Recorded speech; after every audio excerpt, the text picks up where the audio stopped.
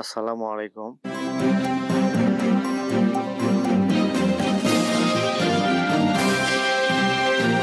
সুপ্রিয় শিক্ষার্থী, আশা করছি তোমরা সবাই ভালো আছো। আজ আমি সপ্তম শ্রেণীর ইতিহাস ও সামাজিক বিজ্ঞান শিখন অভিজ্ঞতা 8 প্রেক্ষাপটের পরিবর্তনে ব্যক্তির অবস্থান ও ভূমিকা এই শিখন অভিজ্ঞতার প্রথম পর্ব নিয়ে আলোচনা করব। অবস্থান অনুযায়ী ভূমিকা। শুক্রবারের সকালে স্টেডিয়ামে ফুটবল খেলা হবে, কে কে যাবে তাই নিয়ে ক্লাসে আলাপ হচ্ছিল। প্রায় সবাই যেতে চায়।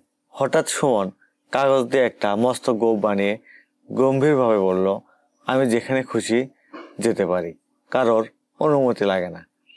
ওর ভাবভঙ্গি দেখে বন্ধুরা সব হেসে কুটি কুটি। সুমন উচ্চ স্বরে বলল, এত হাসির কি হলো? ধমক শুনে ওরা আরো জোরে হেসে উঠল। তবে সবাই স্বীকার করলো সুমনকে দারুণ মানিয়েছে। গণেশ বলল, এরকম গোঁফ লাগিয়ে সত্যি সত্যি বাবার মতো বড় হয়ে গেলে আমিও লাগাতাম। এই দেখো সুমন গোঁফ লাগিয়েছে। এ সময় খুশি আপা এলেন।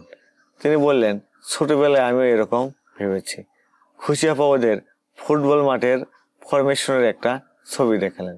এখানে এক দলের খেলোয়াড়দের পজিশন সাজানো হয়েছে। তোমরা এখনো যারা সোহান অনলাইন স্কুল চ্যানেলটি সাবস্ক্রাইব করোনি তারা প্লিজ সাবস্ক্রাইব করবে, এবং যারা ফেসবুক পেজ থেকে ভিডিওটি দেখছো তারা ফেসবুক পেজটি ফলো করে দেবে এবং লাইক দিয়ে দিবে। এই যে ফরমেশনটা দেখালেন। তিনি জিজ্ঞেস করলেন, এখানে গোলরক্ষকের অবস্থান কোথায়? আনায় জবাব দিল, গোলরক্ষকের অবস্থান নিজেদের গোলপোস্টের সামনে। খুশিয়াপা বললেন, আর সেন্টার ফরওয়ার্ডের অবস্থান? হাসনা বলল, সেন্টার ফরওয়ার্ডের অবস্থান বিপক্ষ দলের গোলপোস্টের কাছে। খুশিয়াপা বললেন, চমৎকার। এবার বলো, ফুটবল খেলায় গোলরক্ষকের ভূমিকা কি? মামুন বলল, বিপক্ষ দলকে গোল দিতে না দেওয়া। বাহ, সেন্টার ফরওয়ার্ডের ভূমিকা কি বলতো? খুশিয়াপা আবার প্রশ্ন করলেন। মাহবুব বলল, প্রতিপক্ষের জালে গোল দেওয়া। এবারে খুশিয়াপা বললেন, যদি এমনই হয়, খেলার সময় এরা যার যার অবস্থানে থাকলো ঠিকই, কিন্তু হঠাৎ গোলরক্ষকের মনে হলো আর কত গোল ঠেকাবো, এবার বরং একটা গোল দিই। অন্যদিকে সেন্টার ফরওয়ার্ডের মনে হলো সারা জীবন কি কেবল গোলই করে যাব, এবার বরং 2-1 গোল ঠেকাই। তারা তখন নিজেদের ভূমিকা বদলে ফেললো। তাহলে কেমন হবে? তিনি বোর্ডে একটা ছক আঁকলেন। দেখো, ছক হচ্ছে এখানে অবস্থান, মূল ভূমিকা এবং পরিবর্তিত ভূমিকা। গোলরক্ষক, গোলরক্ষকের অবস্থান নিজেদের গোল পোস্টের সামনে। মূল ভূমিকা হচ্ছে গোল দিতে বাধা দেওয়া। পরিবর্তিত ভূমিকা গোল দেওয়া, অর্থাৎ আগে গোল দিতে বাধা দিয়েছে, এখন যে গোল দিবে। আর সেন্টার ফরওয়ার্ডের অবস্থান প্রতিপক্ষের গোল পোস্টের সামনে। মূল ভূমিকা থাকে গোল দেওয়া, এখানে পরিবর্তিত ভূমিকা গোল দিতে বাধা দেবে।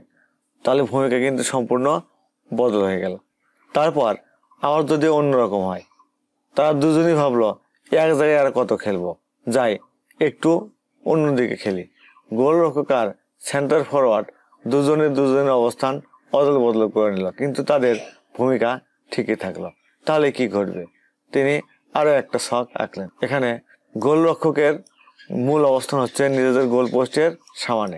পরিবর্তিত অবস্থান হচ্ছে প্রতিপক্ষের গোল পোস্টের সামনে।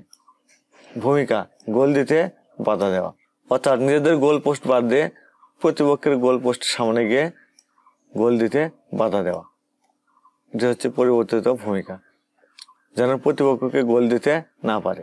সেন্টার ফরওয়ার্ড, প্রতিপক্ষের গোল পোস্টের সামনে সেন্টার ফরওয়ার্ডের যে অবস্থান।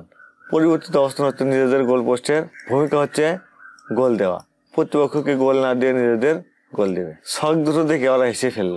আদনান বলল, শুক্রবারের খেলায় যদি এরকম ঘটনা ঘটে তাহলে কি ভীষণ কাণ্ড হবে।